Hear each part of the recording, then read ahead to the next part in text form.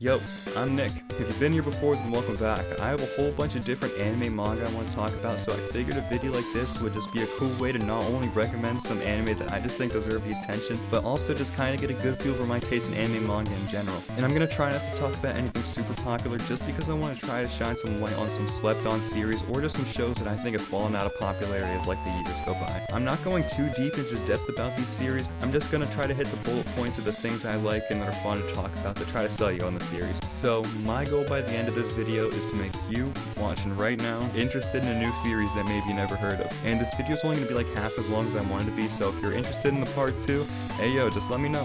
And sorry if this intro is long, but hey, if you like the vibes around here, subscribe, because I'll be back. And if you want, bless me with a like for Lord Algorithm Sama. And thank you for watching, and here we go. First I want to talk about D-Frag. This series is about the game creation club where barely any game creating happens, and which is really what I thought the series would be about. But we do end up doing like a lot of fun activities that I guess are technically considered games, but they're mostly just random and make for absolutely hilarious moments. So our boy Cosma, the spiky headed boy right here, he gets forced to join this club with all these weird camera girls that have these magic elemental powers, as you can see here, and right here, and right here, see? So yeah, these girls' power levels are just absolutely off the charts. So much so that this father and son walking by can feel just their immense spiritual pressure. Like, this series is just absolutely absurd, and it's probably my top 10 all the time. Like, the plot's not anything special, but if you want to laugh and just feel like you're hanging out with your friends, this series has that kind of feel. Every one of these characters is just so full of personality, and not to mention just the genuinely crisp character design. Like, the manga's a monthly release, so you know the manga just takes a sweet time crafting this slice-of-life comedy.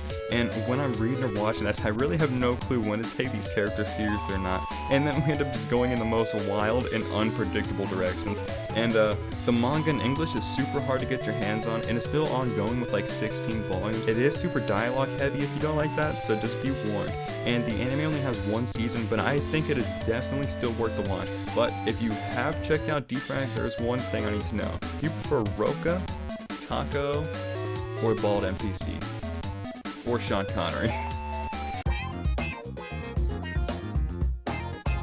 Alright, so this is another one of my all-time favorite series, so I'm gonna try not to hype it up too much, but I do really want to recommend it. So this is just a slice-of-life romance comedy, you know. Our main girl is Tenma, and she's in love with Karasuma, who is a quiet boy, and he's really strange, and kind of just has no real personality. But then our resident delinquent and certified cool guy, Harima, who got held back a year because he's so freaking cool, is in love with our Tenma. And by episode 1, you're already gonna know like what the series is gonna be like, and it just goes in some hilarious directions. And you're gonna be surprised at just how dumb these characters can be.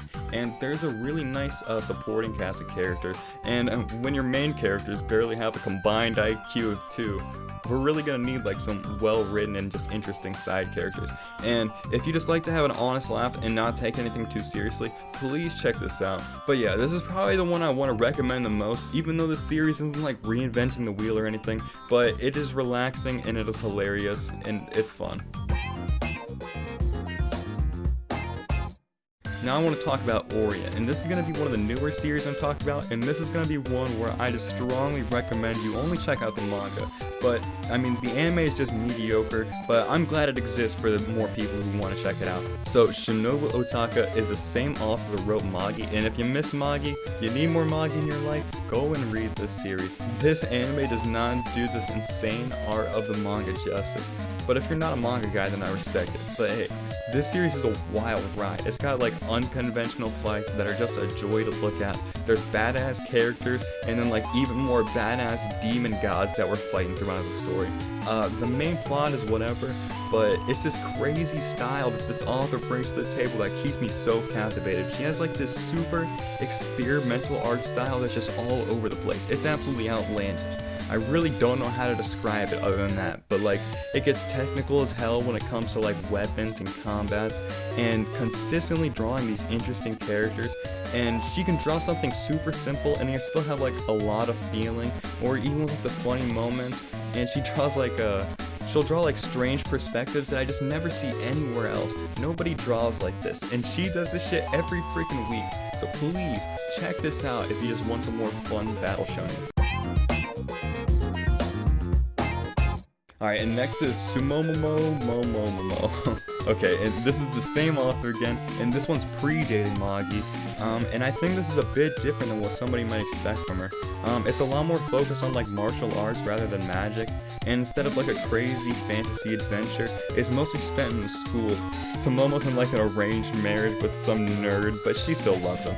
You know, Sumomo's a fighter, and Koichi, the groom, he's a son of like a legendary fighter, but he don't want to fight. And the romance isn't always right there in the forefront, but when it is, it's super wholesome.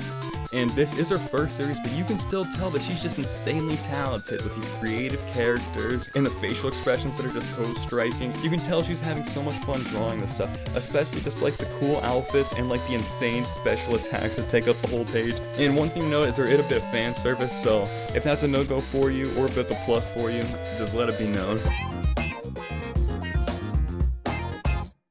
Now I want to talk about Eden Zero. Besides One Piece, this is probably my favorite ongoing series, and I have a whole lot to say about it, so I'll probably talk about it a lot more in the future, but for now I'm gonna leave you with this. But I seriously love this series, and I'm just gonna try to get more people to read it and watch it as much as I can. So if you love Fairy Tail, or if you've never watched it, if you're just a shonen enjoyer period, you need to check this out. Hiro Mashima just has a sense of adventure that can never die. You know, if you're a fan of his, you already know what to expect. You know, with just the really impactful hype moments, you know, we just got a huge world to explore with all of our friends, a huge cast of just super creative characters, and this does take a lot of different turns compared to Fairy Tail. And characters in here really just have to reap what they sow, I'll just say that for now. But like, Eden Zero is a space adventure with mysteries and secrets, and this is one where episode 1's really gonna give you a good feel of where the series is gonna go. You know, it's got the heartwarming moments, it's got a sprinkle of the heavier tones still lurking in the back, and yeah, it just hits all the Mashima beats, so if you're an old fan, you'll enjoy it, and if you're a new fan, I'm sure you'll be sold. And almost every volume in the manga starts like a whole new arc, opening a whole new world of characters and just ideas and plots to be revealed. And the manga's had like 19 volumes in English, and Netflix is going to be dropping the season 2 sooner than later, and I cannot wait to see, and I can't wait to see what people think. I think this is going to finish up the whole first saga, which is going to be like the first 12 volumes, the whole Sakura Cosmos saga. And I think fans are just going to be blown away at some of the turns that the series make that are just very unlike Mr. Power of Friendship Mashima Sensei. The series itself is nothing too deep or thought-provoking, but it doesn't have to be. Yeah, but at the end of the day, this man just really has a story to tell, and he's going to do it with making it look so fucking cool. And at the end of the day, that is exactly what I want when I'm reading a manga, so please, if you're listening, do not sleep on Eden Zero. Shaman KIng. So this one and Orient are going to be the only ones that I recommend you avoid the anime for, but strictly speaking for the manga, Shaman KIng is insane. So shamans can fight with spirits in like whatever way the author wants to draw them that day. It is hype. It's basically just like one giant tournament arc. The art style is something akin to like One Piece, especially like super early East Blue One Piece, and even if it's your first time reading, I swear it's still gonna have like a sense of nostalgia to it. It's a shame this isn't in like everybody's favorites because it's literally just the epitome of manga. A huge cast of characters, cool secrets to uncover, and the artist is just having so much fun drawing this stuff, it's clear as day. Like my favorite character, Wooden Sword Ryu, every time he gets into a fight, his like pompadour, his like Josuke hair gets cut off, and then and just slowly throughout the series it's growing back and then getting cut off again, and it just evolves into just something so weird. I'm not even gonna show you, you have to just read it to see it. Yeah, but in my opinion, I hold this series up just as high as the big three. It's just super fun and nothing to take too seriously. And the manga has been being released in like these big old 3-in-1 versions for like almost 2 years now, and the final volume is gonna be out really soon, and they just look really nice on the shelf. Alright, next is Kodocha. So I'm not even sure why I watched this series in the first place, but when I did, it just blew me away. It's easily my favorite shoujo that I've ever seen, and I need more shoujo in my life, especially like this. I did not expect this series to get so dark or to make these characters feel like they're really going through it. So Sana is a child actress, and she is just an absolute beam of sunshine and happiness. She's living in a really weird life for a kid, but she's not the only one. All of her friends in school and even her enemies got problems too. And Sana being Sana is gonna find a way to make everybody happy. And I think it was like by episode 4 that this series really just blew me away.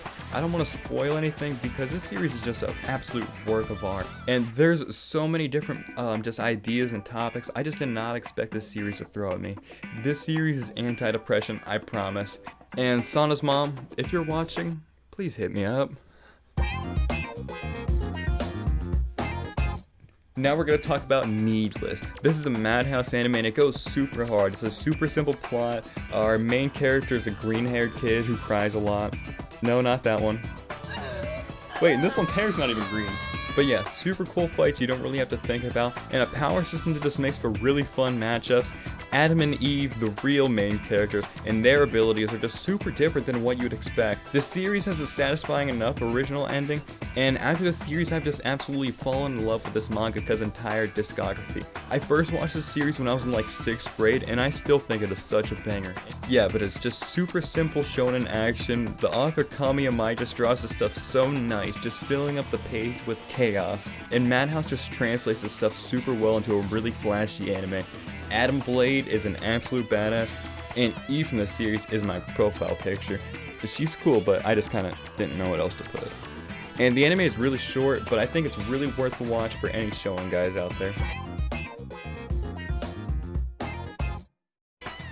Alright, and then last is Revolutionary Girl Utena. So this is about Utena and Anthony, and they're roommates at this school, and there's some really weird, strange practices going on. The student council has these battles over what they call the Rose Bride, and then the winners of these fights get the bride. You know, it might sound weird, but just hear me out. This is from the 90s, and it's kind of just breaking down every kind of wall that it can. It is really experimental and steps out of the box like nothing else. Like, this is a shoujo with some Yuri girls love romance in it. Now, for this being the 90s, I guess that's already edgy enough, you could say, right?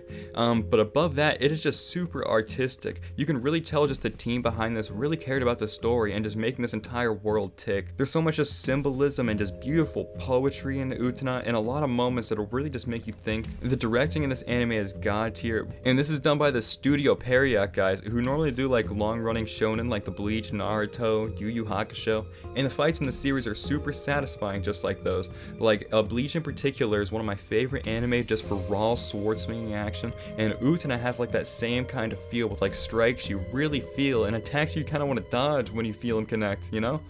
Fuck. And I'm just surprised this series isn't insanely popular because Utena is literally revolutionary. Alright, it's December 4th, it's 11 o'clock, I'm recording this separately. Thank you so much for watching, and expect more videos like this in the future. I'm having a lot of fun making these, even though I had to record this 20-minute session 6 different times to get one usable audio track. And then editing this, the software was going absolutely crazy and just not letting me edit any of the audio really. So I'm sorry if there's any mistakes or any glitches there. I hope that this is still enjoyable. And yeah, there's not 69 anime here. Get absolutely fucked. What are you gonna do? I'm not sorry. Get clickbaited, loser. I just started 20th Century Boys Absolutely Blind the other day, and holy shit, I'm 2 volumes in, and this shit is absolutely insane. But that's all I got. Seriously, thanks so much for just chilling and hanging out with me, and I just hope you guys all have an awesome day. Peace. Hey, you got me fucked up like 3 times in the backseat of a damn Nissan. Nothing but another demon. You take it away for no reason. Something unable to speak on. Eventually it'll all creep on. You go and get sick of like trees on. They hated on me, I keep seizing. You got me fucked up like 3 times in the backseat of a damn Nissan. Nothing but another demon. You take it away for no reason. Something unable to speak on. Eventually it'll all creep on. You go and get sick of like trees on. They hated on me, I keep seizing. Eyes on me, ready, you can call it the Sharingan, but I am blowing on pro color renegade. Not a new Chia, but I got the skills and I'm spitting these sparks for a bomb on the pen.